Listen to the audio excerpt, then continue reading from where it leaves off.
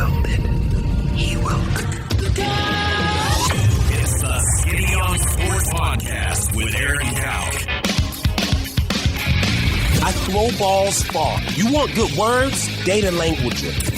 Talk real sports with a real man. Come after me! I'm a man! I'm 40! And now, here's the be-all, end-all, know-it-all of high school, college, and pro sports. Aaron Skinny Cowk with the Skinny on Sports. We're talking about practice, man.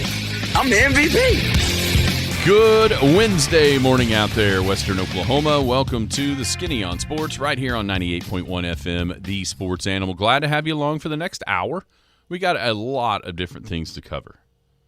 There was breaking news this morning, and it's brought me back to something that I've been meaning to hit on, but haven't yet.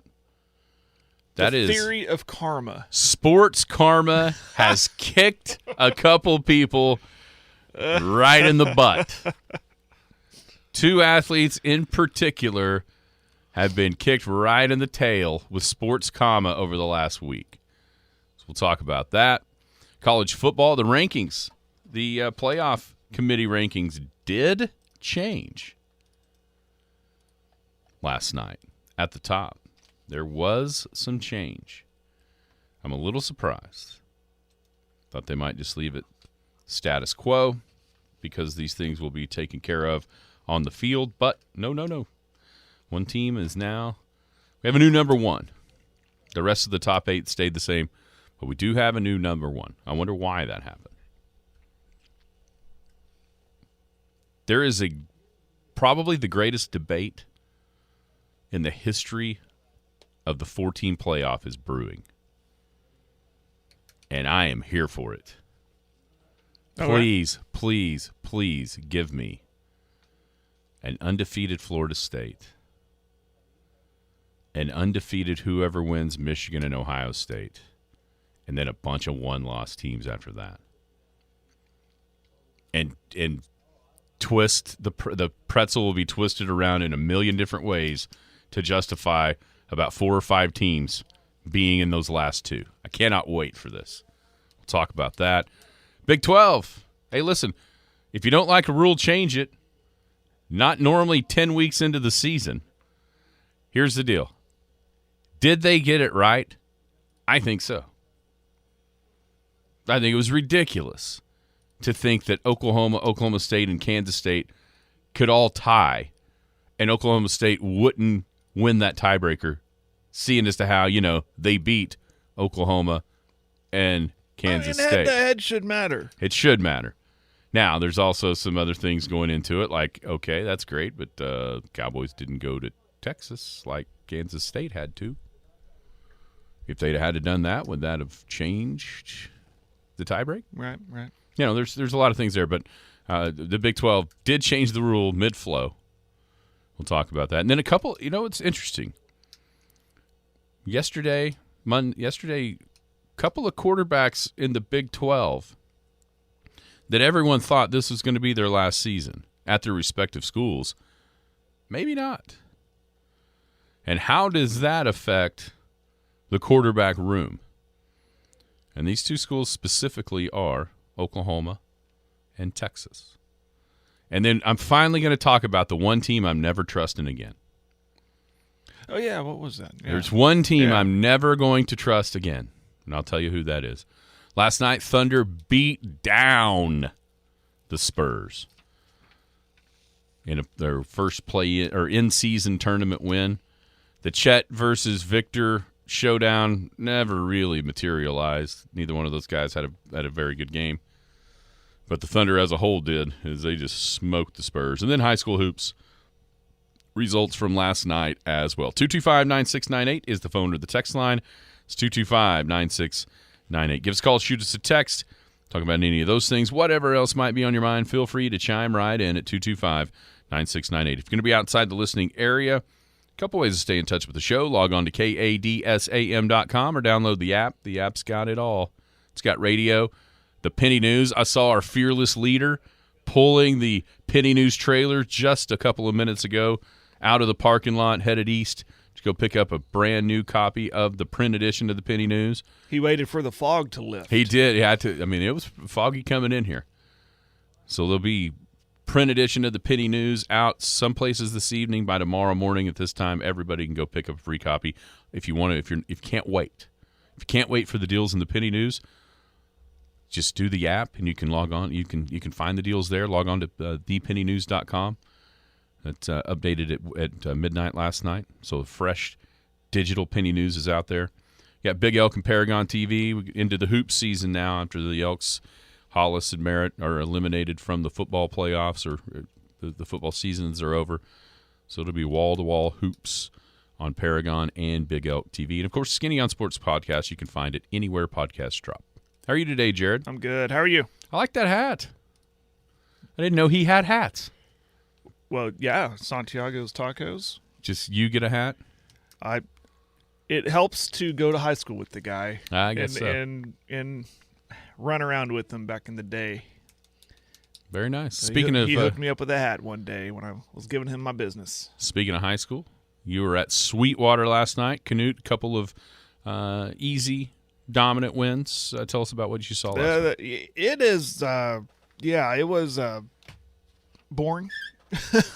I'm not going to sugarcoat it. It was just a boring couple of games in a good way if you're a Canute fan, because, like you said, a couple of easy wins. Canute Trojanettes, a team here's the deal. I knew that they would be solid because of players like Destiny Jackson and Emily Cantwell and Malia DeGarmo. But then the new players coming in to start. I mean, there was a key injury in Kelly Thompson. She's out for the year. That happened before the season even started. She was a senior. Unfortunately, she got a knee injury. She's done. And so, you had the sophomore Kendall Schuster coming in, replacing Taylor Butler's position. You have Gabby Espinoza, who was a move-in last year, got limited play. Now she's a senior, thrust into a starting role. So my whole point to this was I'm trying to figure out what is this team going to be about? What are they going to be? And Aaron, I know it's only 4 games in, but if they shoot like that all season long, they're going to be really, really good. They shot 13 of 20 from outside. I think they hit 9 of their three-pointers in the first half. Whoa, 13 of 20 from 3? Correct. Holy Moses. It was an onslaught. And you talked about, you could talk about a player and you'll see that they're dialed in and they're just in the zone, and like in any sport, and in basketball too, where you just give that person the ball because they're either going to put the ball through the hoop, through the cylinder somehow. And that was Destiny Jackson that first half. She had 26 points, but 24 of them came in the first half. Let me count them here. 1, 2, 3, 4 3-pointers in that first half. In that second quarter from Destiny Jackson, she was just dialed in, and she didn't get a lot of playing time that second half because it was 51-4 at the break. Everybody got involved. That's a great position to be in, is when Coach Ridley can throw in everybody, still run an offense, but she kept a couple of experienced players out there to run with the other ones. It was a good night in that regard. And listen, Sweetwater, they came in 2-0. On the year, so I was kind of wondering, well, what kind of team is this Sweetwater team? And they're short bench. They suffered an injury to one of their players early in the game, and it took them down to just 6 players. And it is what it is. But Canute did what we thought they'd do. Boys, a nice bounce back win for them. They won 84-61 in a game that wasn't never really close, and much like the girls' game, everybody got in and got some playing time. Looking at it, everybody but 2 guys scored. Jake Butler was efficient with 23 points, led all scorers. You had 16 points from Jake Knutson off the bench. He had 4 3-pointers. So they, too, were shooting the ball really well and did what I thought they would do against Sweetwater. And the boys, they're another team that I'm trying to figure out what's this team going to be about, because they were a really young team last year, started a lot of freshmen. Now they're starting 4 sophomores and a junior. So we're getting an idea of what this team's going to be next year, And then the guys coming off the bench are sophomores and juniors. There's not one senior on this team. And you can see in the bigger picture what's going on here. And they can be really good. Let me take that back. They can be really good now if they can shoot like that.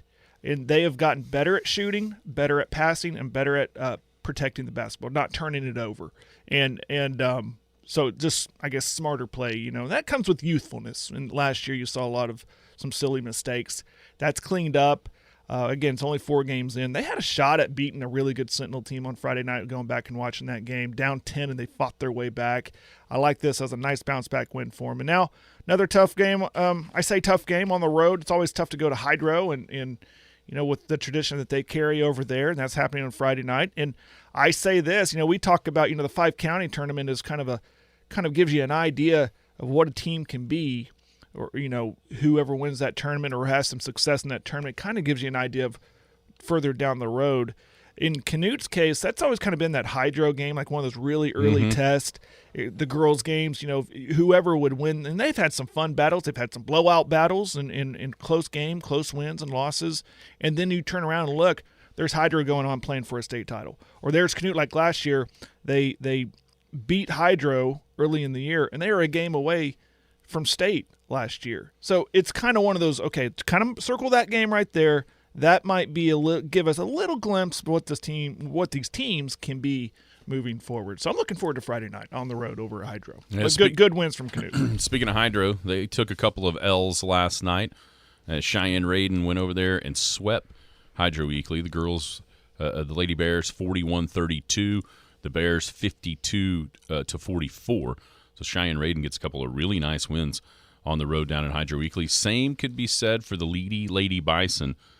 That was one that I had my eye on a little bit last night at times.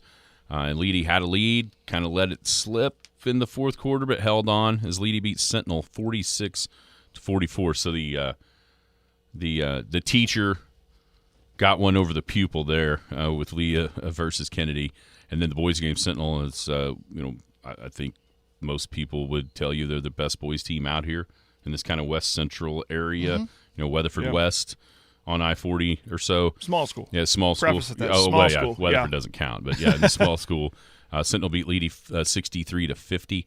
And as you mentioned, that game on Friday night was. I went back and watched a little bit of that against Canute. That was a good game. That's. We were doing what we were doing, and right. I checked the score, and Canute was down 10. I thought, well, that might be as expected because of that youth I talked about and how good Sentinel is.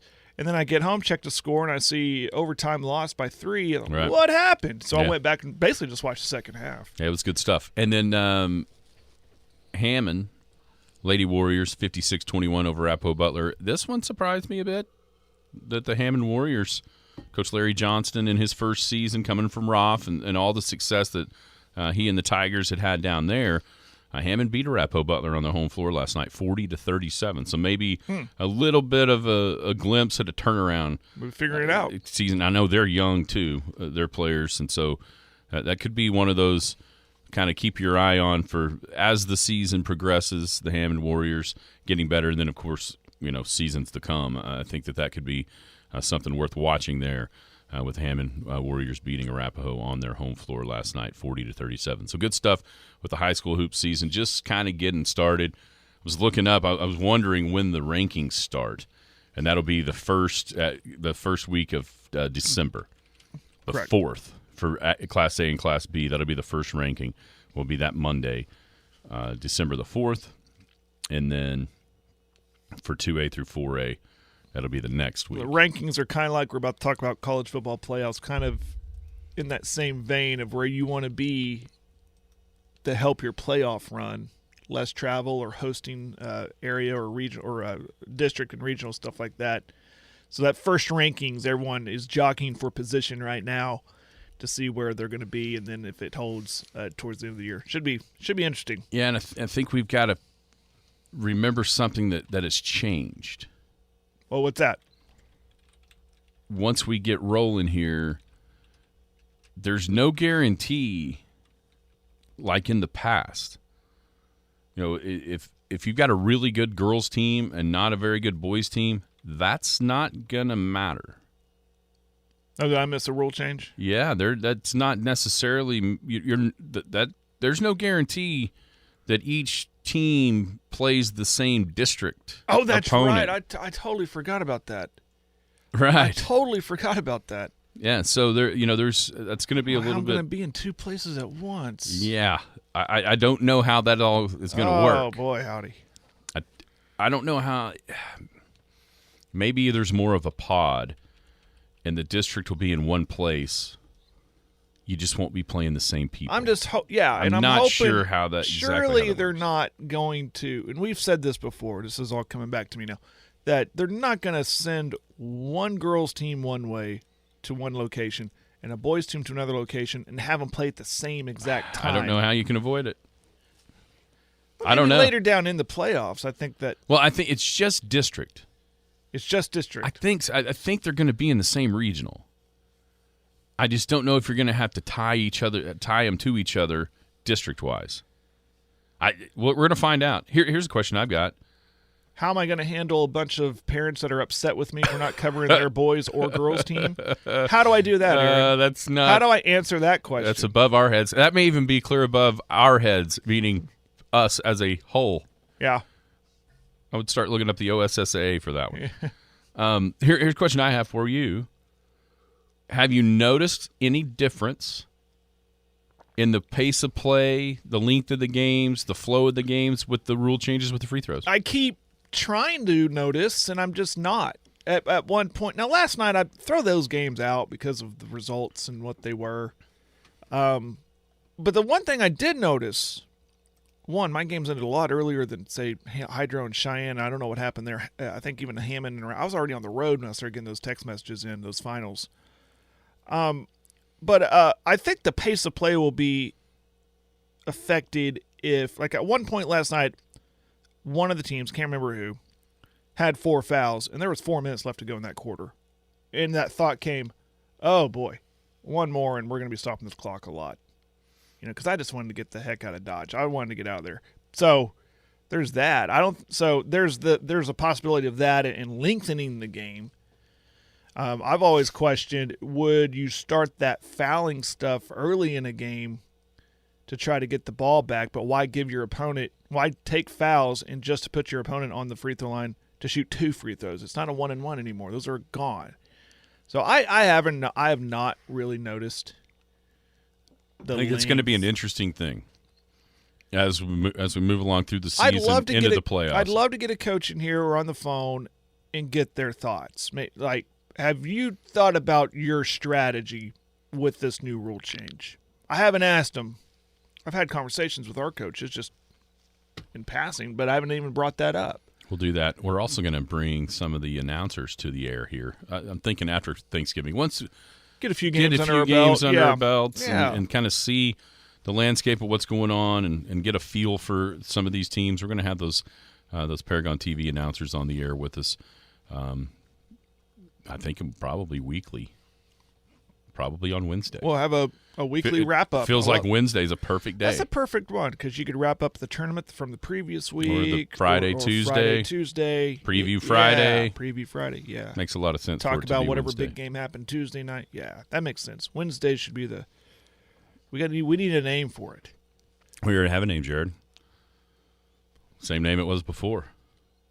What's that? The Paragon Pick and Roll. Oh, it's pretty makes simple. Sense. Yeah, that makes sense. We've already got it. I like it. We named it years ago. We did name it years ago. All right, speaking of big games, last night, the Chet Wemby round 1 in Oklahoma City, Spurs Thunder, third in-season tournament game for OKC. Everybody wanted to see, including the TNT guys. I mean, Shaq could not have been more disenchanted with the way that game went if he'd have tried. He was thinking, and this is the way it was built up too. Chet versus Wemby, and then in the first half, they might have guarded each other 3 times, and so that clearly he had a lot of disdain for that. And then when you look at the final numbers, there wasn't a ton of success for either guy in the scoring column. And so Shaq was pretty over the Chet Wemby build-up, and especially the result of what we saw. But I think they were also very, very impressed with the whole of what OKC is. I mean, we look at Wembanyama, 8 points, 14 rebounds, 4 of 15. Chet was 3 for 10, 9 points, 7 rebounds. They both blocked some shots. But Oklahoma City, man, they were down. I think it was 49-48, 48-47. One of those right toward the end, near the end of. I think it was 48-47, maybe even 48-46. With a couple of minutes left in the first half. And they finished the half up 58-48 and then just destroy San Antonio to the tune of 65-39 in the second half, upwards of 40 in the second half. They win 123-87. Shea was awesome and didn't play a ton, only 28 minutes. He scored 28 points in 28 minutes, 10 of 16 shooting. He had 7 steals, dished out 5 assists, grabbed 6 rebounds, didn't play the fourth quarter. He was great. Giddey, you saw Giddey was who you want him to be. To that point, Shaq called him the new Pistol Pete at halftime. Now, I think high praise. Thunder fans probably go, well, Pistol Pete could shoot, and I get it. But, I mean, the way that he can manipulate people with his passing is just, and of course, to kind of the exclamation point of the second quarter was that kind of flip over the shoulder back to Chet for the dunk to end the first half up 10. He was 7 of 11, 18 points with 7 rebounds, 7 assists. It felt like he was even better than that because when you watched it, it just seemed like Giddey controlled everything. But the Thunder were awesome last night, and maybe we didn't see, people around the country didn't get to see Chet and Wembanyama like they wanted to, but I'll tell you what they did get to see, Jared. And they haven't got to see much of this, but they got to see Shai Gilgeous-Alexander, Josh Giddey, Jalen Williams, and what the young Thunder core is. You look at the plus-minus from the starters last night, Giddey was the worst at plus 20. Just total domination. You know what they did? We see this in college football sometimes, and maybe even the NFL sometimes. I don't think I've ever seen it in basketball. They switched the game. Oh, did they? They switched from the Thunder to the Pacers Philly. They switched the game on TNT. I don't think I've ever seen that happen and then switched it back. Now, conspiracy theory in me says they switched it because they didn't want their new golden boy looking bad on national television. And Wembanyama looked bad. Like he didn't want to be there bad. And I know there's a Chet. Him and Chet don't like each other for whatever reason from way back. And neither one, it wasn't like Chet was just giving it to him. It was just the Thunder giving it to him. Mm-hmm. But, yeah, they switched the game. I'd be mad. Well, I would be mad if I was at home watching because I don't have Bally Sports. So I don't get to watch these guys all the time other than highlights on SportsCenter or YouTube. So I would have been mad. But when you're winning that big, it's not really must-see TV anymore. I think people failed to realize they built up the Wemby versus Chet drama or whatever you want to call it, and it will come. I mean, these guys are still technically rookies, Chet included, and they're still getting acclimated to this next level, to this NBA level, and they're going to be really good. And when they play each other, it's going to be really fun. But I think people failed to realize, and now the nation finally might realize it, is that as a whole, like you mentioned, Oklahoma City is just better. Just better than San Antonio. San Antonio is going to go through growing pains, learning how to use Wemby, building around him. I think this isn't a one-year thing where they're suddenly going to be turnaround contenders in the West. I don't think that was ever realistic. But right now, Thunder is more built to win now, and that was very clear last night. They played great defense on Wemby from what I could hear and see on the SportsCenter highlights last night, just frustrating the guy to the point of almost quitting, I guess, and forcing he'd turn it over 5 times. They just kept switching on him from what I was told or what I heard this morning driving in. So maybe they put out a little bit of a formula on how to slow him down at least and force these other guys to do something for San Antonio. But Oklahoma City, though, I mean, I thought it was funny, and I never really said it out loud. Like, they're building up the Wemby versus Chet thing. But I'm like, well, yeah, but, SGA's on this team, right? Giddey's on this team. Williams is on this team. This is a good team. It's more than just Chet. Oh, yeah. You know, you heard all the highlights, saw the Stephen A. Smith stuff. I mean, the first take and everything. Just talk about Chet versus Wemby.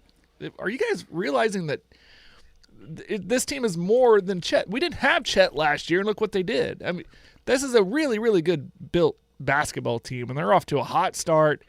What was the stat? First best start in 10 years? Yeah, I think first 6-4 in 10 years. Now 7-4. 7-4. Yeah. I mean, it's natural for that to be the promo of the and game. I get it. You want people to tune in to watch it. Yeah, especially when it's Wemby involved. And they're trying to create this Magic versus Bird. Yeah. Because here's the truth of it. You're starting to get to the point where the face of the league is going to change. LeBron can't, even though it looks like maybe he can, LeBron can't play forever. Durant can't play forever. You know, and so who's next? Who's got next as the face of the league? Right. And you know, I think part of Jokic is probably the best player in the NBA right now, but he's not overly marketable. You know, Giannis hasn't ever really seemed to want to be the face of the league. You know, Curry is getting old, and there's just if Giannis did, he would have explored on how to get out of the Milwaukee I think market. That's right. I 100% agree with that, because I think that shows you Giannis really was a guy that wanted to win more than wanted to be some kind of worldwide brand.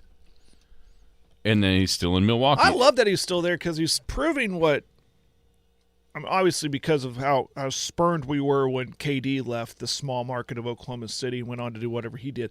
I like that Giannis is there saying, I want to stay here in this small market and I could still be a winner and still maybe be marketable. Well, he's 100% marketable. Yeah, so I like that because maybe that'll show other people, instead of this demanding trade era that we're in, that people will go, yeah, I can win here and I can be profitable here outside of playing basketball. I can still sell shoes here.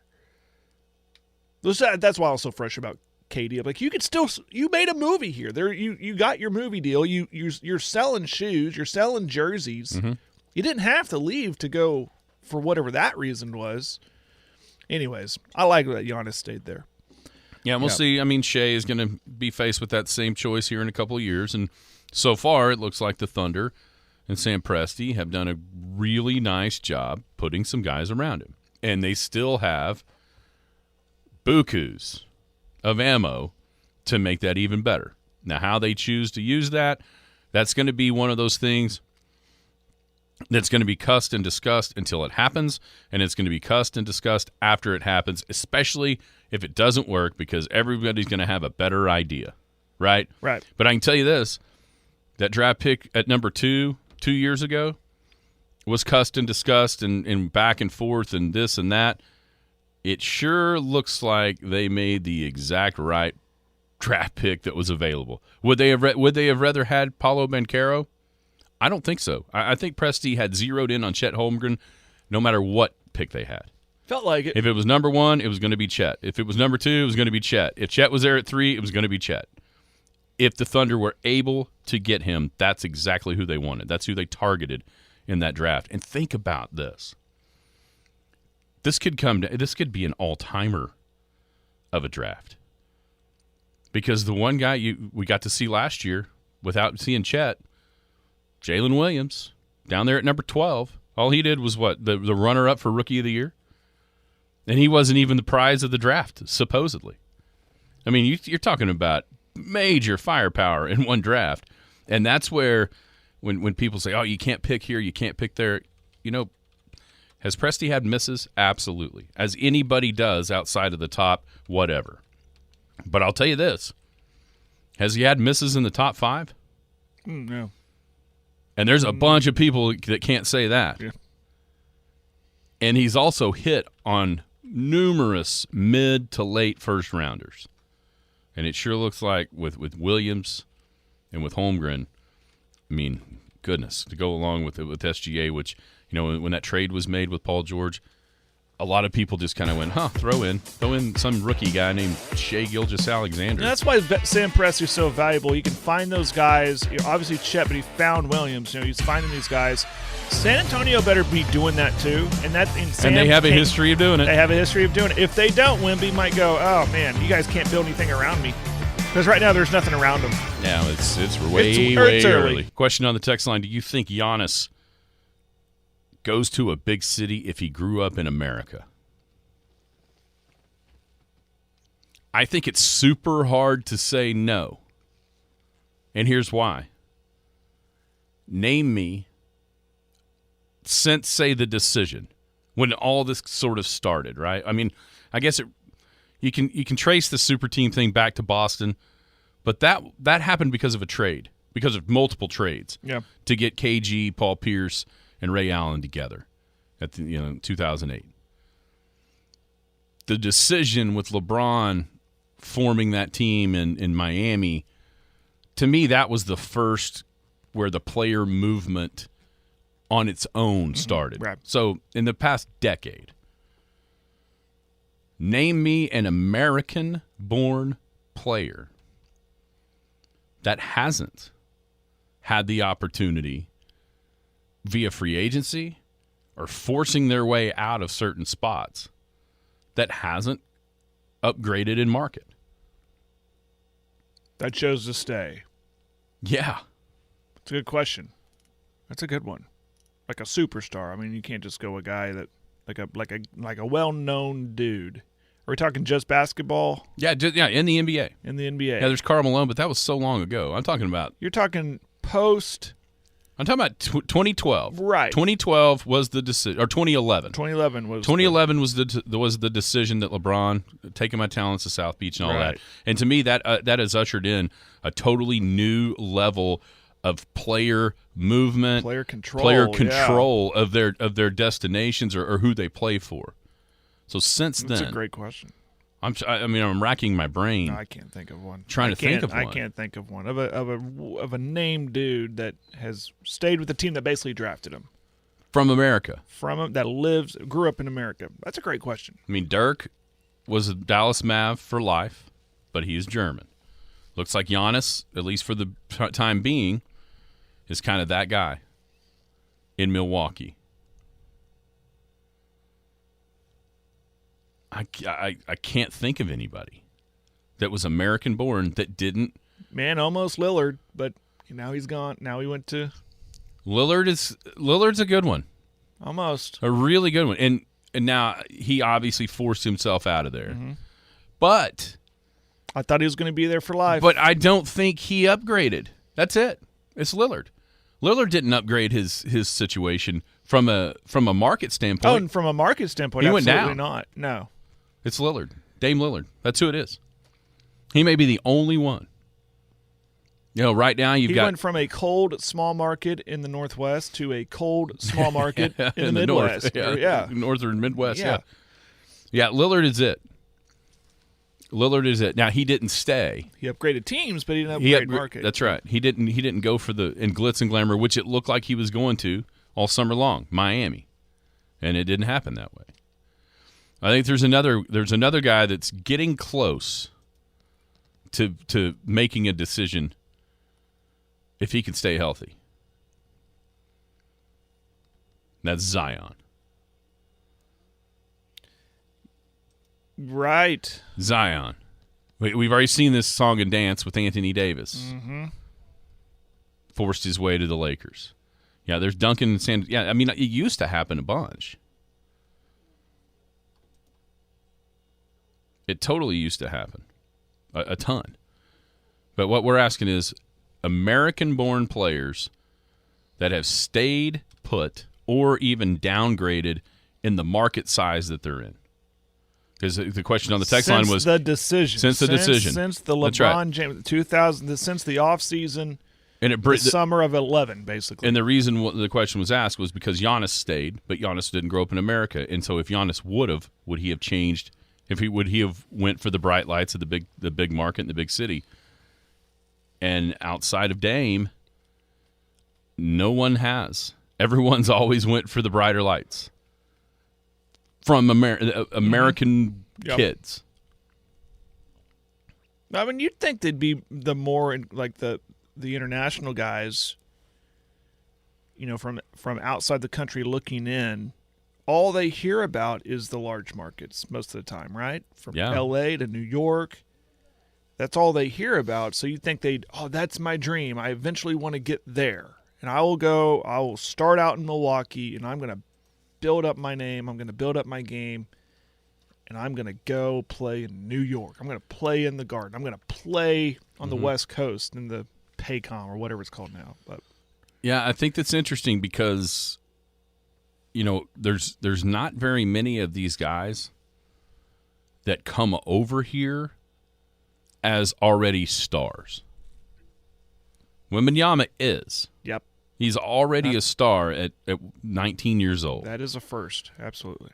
The rest of these guys, and you know what? It seemed, at least the ones that are swirling around in my head right now, from Dirk to Jokic, SGA seems this way.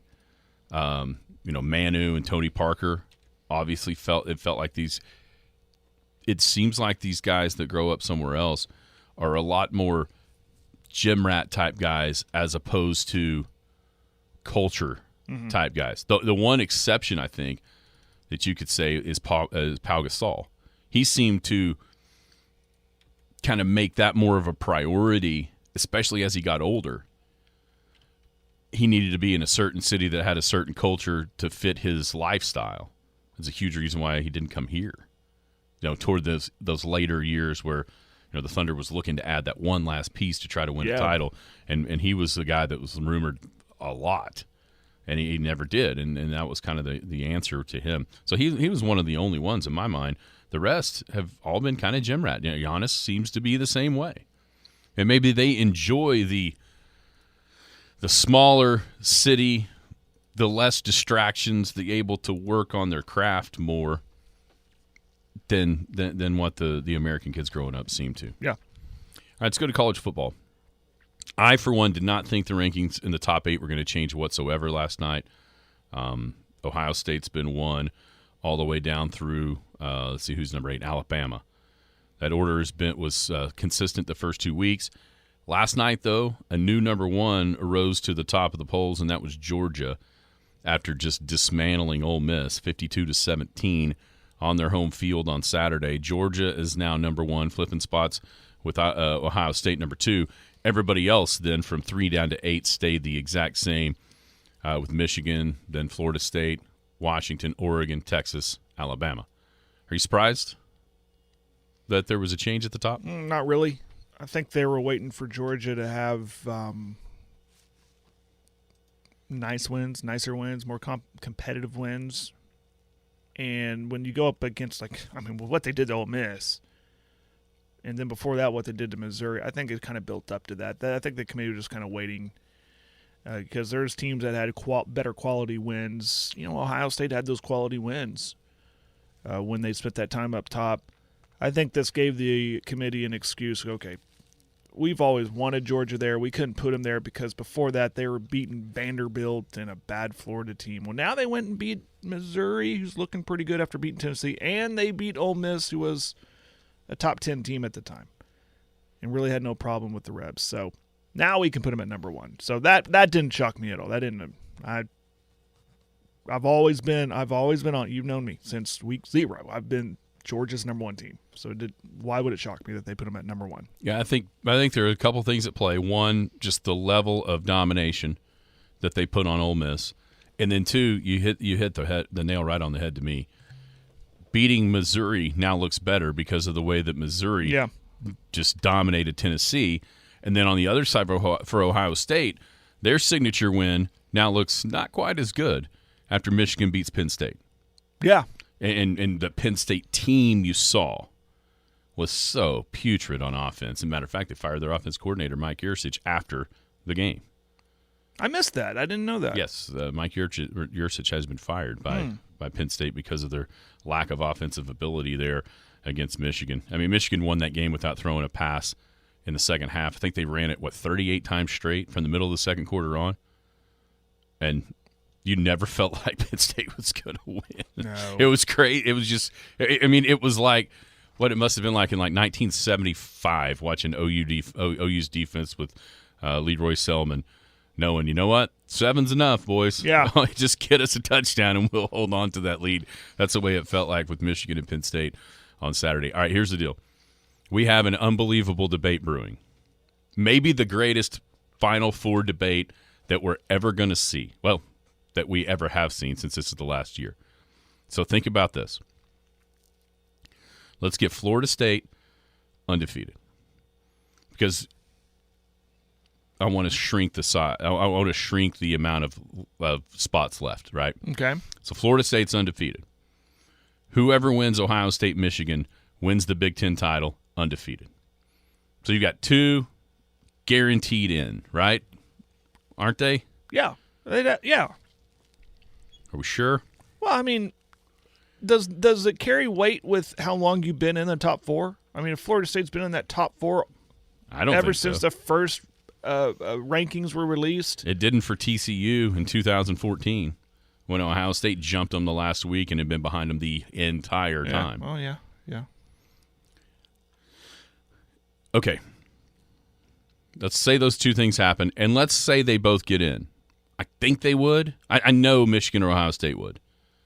Florida State, surely. Surely to goodness they would.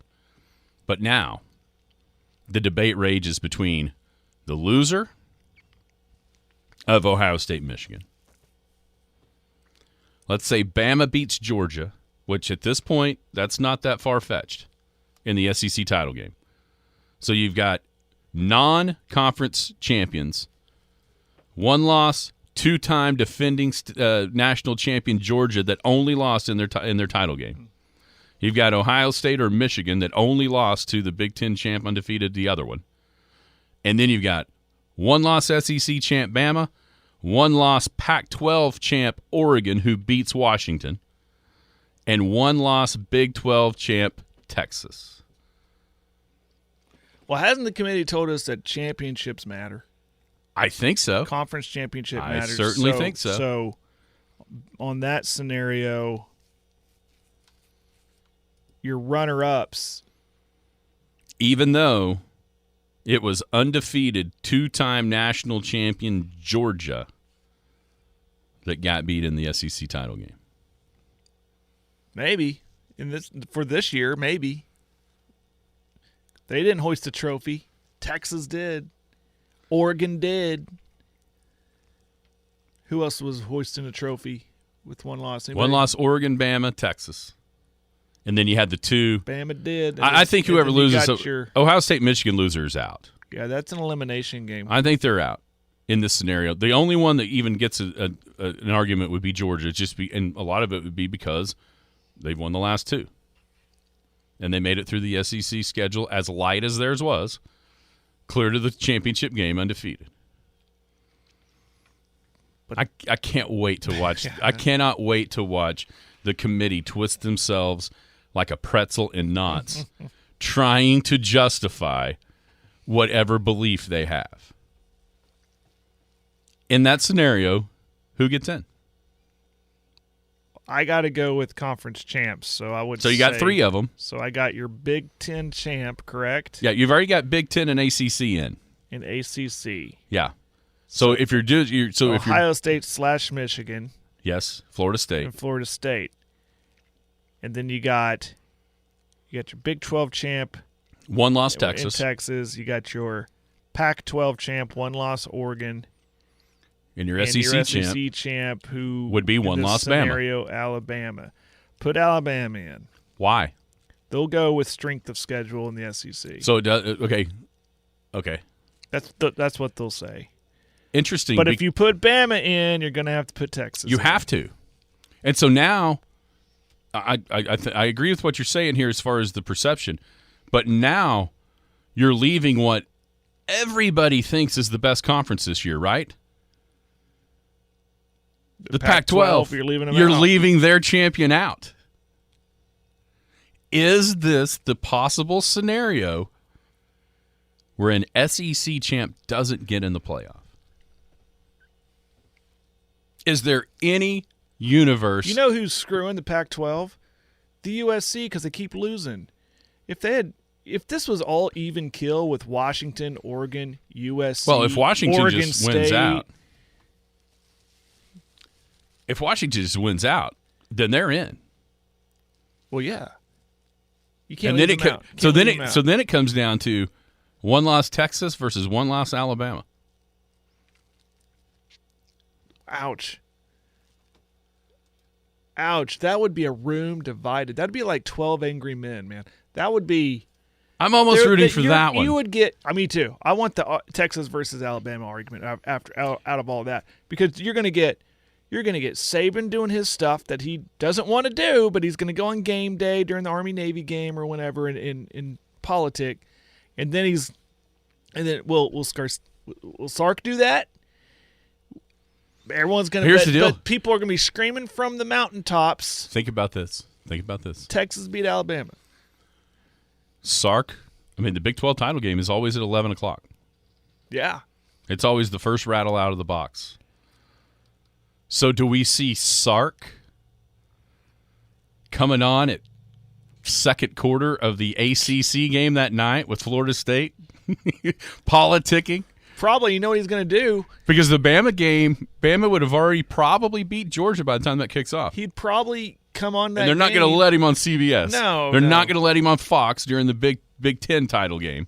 The Pac-12's the night before on a Friday. So the only choice is that ACC game at 9. Are they going to let Sark come on like they did old Mac Brown back in the day, and in the 2008 discussion? If he was smart, they would let him on, and he would hold the Big 12 trophy while he's doing his interview. Yeah, just host it right there. Make sure it's in the shot. Go, you see this, boys? Well, they're not going to do that. They're going to have his little face flow in it because it's going to be during the game. So he'd need to make sure and have a better, instead of just his face as the fly-in. Oh yeah, I want to see him. I want to see video of him. And he needs to have a hat on that has the score of the Alabama Texas. Yeah, 34-24. Yeah, just right. That's all it needs to be.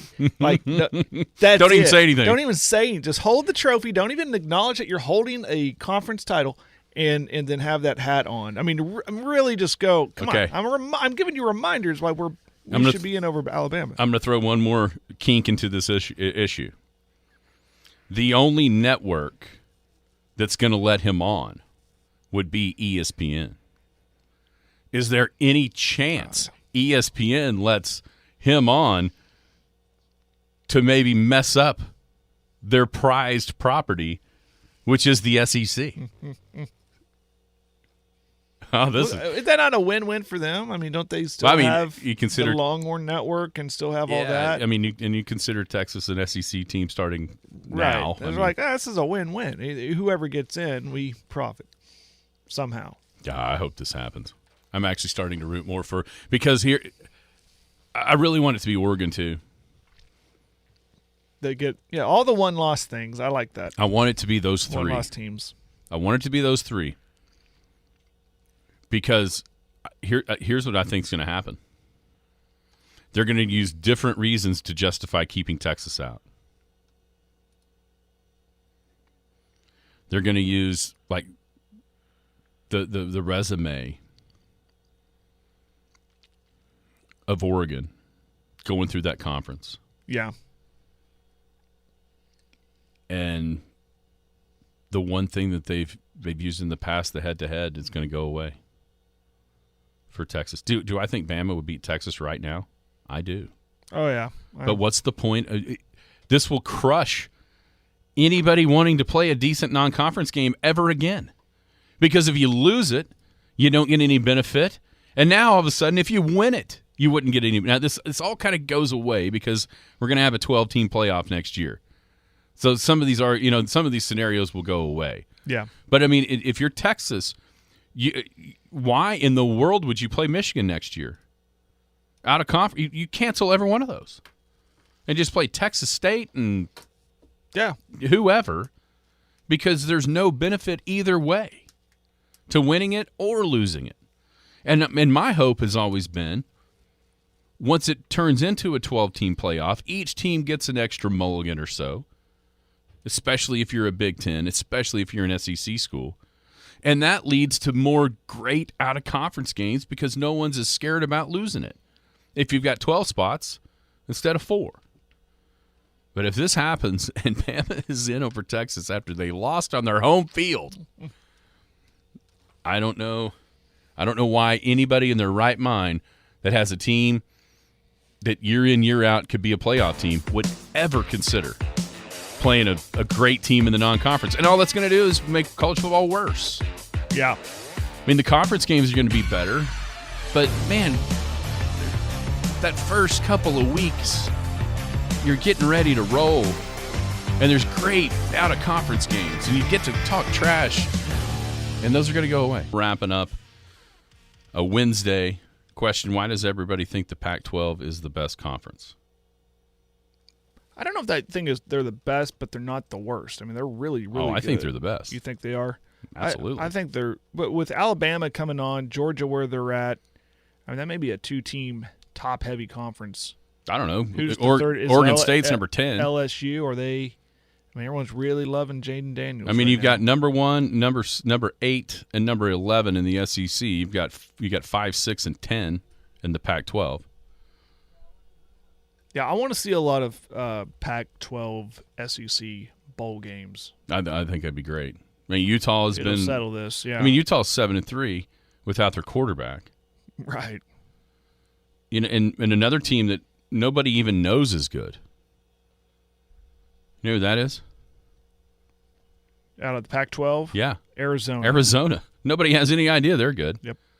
All the glitz and glamour Should have beat USC. Absolutely. Oh, that's the thing. All the glitz and glamour of the early season in that conference of Colorado and USC has been replaced with substance by teams like Arizona, Utah, Oregon State. And Oregon State is still a major player in what they could derail the whole thing. By the way, did you see that lawsuit? No. Oregon State and Washington State filed a lawsuit as soon as everything kind of went down in the Pac-12. Yesterday, a judge awarded them as basically the conference. Well, they are the 2 remaining, I guess. That's what the judge said. And so now there's going to be a lot of legal things happening between now and then, but they are the controllers of the Pac-12 at this point in time, according to a state judge in Washington, which is wild. I mean, could they just say, you know what? We run the Pac-12, and we're playing for the Pac-12 title. We're the only 2 left. It doesn't matter what your record is, Oregon, Washington. Who cares? We're playing. See you in Vegas. And by the way, we're taking all your money, too. Hundreds of millions of dollars. I don't know. That'd be wild. Oh, listen, it's wild. Very wild what could be coming on with that decision. There's obviously going to be an appeal, and all that's going to happen here very shortly. But, yeah, that was crazy that came down the pike yesterday. Man, there's so much going on. We're clear to 10:04, and we never even got to Sports Karma. Oh, we got to start with that one tomorrow. Sports Karma kicked a couple of people right in the butt. Ah, darn. We'll start with that tomorrow. By the way, have you figured out the team I'm never trusting again in college football? No. Who? It is simple. A team that has a 2-game schedule every single year, and they lose both games basically every single year. Penn State? Penn State. We both kind of got hoodwinked into thinking they were going to be better this year. Yeah, they fooled me. We both did. I got fooled by Drew Aller and the talent. Oh, my gosh. He is way away from being a good quarterback. That game on Saturday. Is James Franklin a good coach? He is until you play a good team. Can he win the big one? He can at Penn State. 1-9 against Ohio State, 3-7 now against Michigan. So 4 in 16 against the top 2 teams in that conference. Oh, yeah, he'll go to the Citrus Bowl. He'll sneak into a, New Year's Six here and there. But he is a long ways away. If you watch those games, they were both ugly games against Ohio State and against Michigan, and games that it was like a boa constrictor. And they just suffocated the life out of Penn State. Yep. And Michigan's not going to get the credit they deserve for that win with everything that was going on and just doing what you had to do to win. Sharon Moore figured out in the middle of the second quarter, this dude on the other side has zero chance to put up 20, maybe even 10. So let's just run the ball. They're having a hard time stopping us anyway. Their pass rush is pretty good, disrupting our guy. Let's just quit throwing it. We don't have to throw it to win. I mean, it was like a high school game where one high school team just better than the other. And they go, you know what? Nope. Why risk it? Penn State. Goodness. And next year, they'll roll in somewhere in the top 10, top 12-ish preseason. And guess what? That's probably where they'll end. It's not like they're massively overrated or anything, because a lot of times they end up about where they start. But as the season rolls, you start to hear those whispers of, oh, this is their year. Here they go. And it never happens. It never happens for Penn State. James Franklin. Man, there's so much. We didn't talk about the we got a lot. Rule changes. Oh, yeah, the middle of the season. The Big 12 tiebreakers. I personally think they got it right as far as if you're just talking about Oklahoma State, and Kansas State. That makes 100% sense. Just write it better. And then don't act like you didn't change it. Right. That's what I have issues with. I mean, they did get it right, but how long did you have to figure this out when you knew you had a 14-team league? Shouldn't they have figured this out by media day in July? Yeah, you got. You know what I mean? Knowing that this might be a possibility, the scenarios and everything. Not in the middle of November. It doesn't look good. It just doesn't look good. No, and I get they're trying to make it right. I get that. Mm-hmm. I get it. But when we're in we have played games with games yet to play that matter. I think it's just, I don't know. I'm just as a fan of OU, just like, all right, I'm just ready to put this conference in the rear view. It feeds into a bunch of the OU fan conspiracy with the officiating. Well, I'm not getting with that. I'm just, but it feeds right into the it. Frustration of this is a clown car that we're in. I want to get out. This conference, it goes to this conference, is trying its damnedest to not have to hand that last trophy to Oklahoma or Texas. Right. And right now, it can't do anything about Texas because they aren't in any of these ties. So if let's say this is if Iowa State wins this week, about Wednesday of next week, are the tie breaks going to change again? Yeah, exactly. Now that Texas is in the two-loss mix. Oh, we found a loophole, and somehow Central Florida is now a second-place team. Well, they'll go up against Houston. I don't know. And honestly, it was pretty crazy that Kansas losing to Cincinnati. And maybe that one's still in play, but I know there was one scenario that if Kansas lost to Cincinnati, that helped OU in a tiebreak against OSU and some other because of it takes Kansas down a notch, and then Iowa State would be the team. There was all kinds of crazy stuff in those tiebreaks. They got it right.